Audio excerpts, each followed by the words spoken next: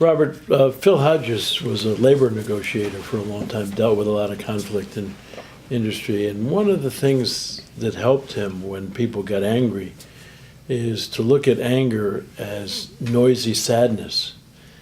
And he thought of, if I responded to this person as if they were crying rather than yelling, how would I respond differently? I find that a wonderful way to look at things. That kind of rings with your thinking too, I think. Yeah, I mean, it actually gives me chills because it's such a useful way of framing it, because it helps the listener and the person that's angry start to get in touch with a place that's closer to their heart and closer to their soul. Mm-hmm. It starts to reflect on a more innocent part of their core. Mm-hmm.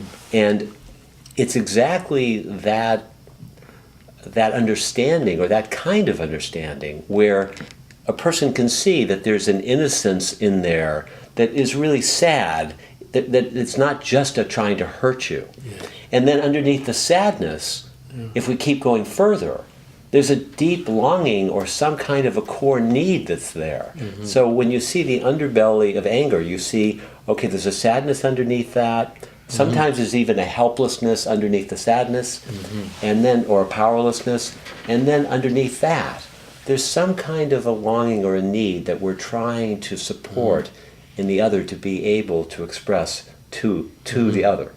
So what you're really talking about is you're like peeling the onion, so that you can get to that juicy core that could really be helpful. I really like that concept, because it keeps on, and it's the servant heart staying there, which means I'm as interested, if not more, in what's happening with you than what's happening with me. Then I can permit that sadness and that unpeeling the onion to occur. I love the unpeeling of the onion. I love the juicy core, and certainly the servant heart, or the compassionate core, at least in my experience, is as good as it gets.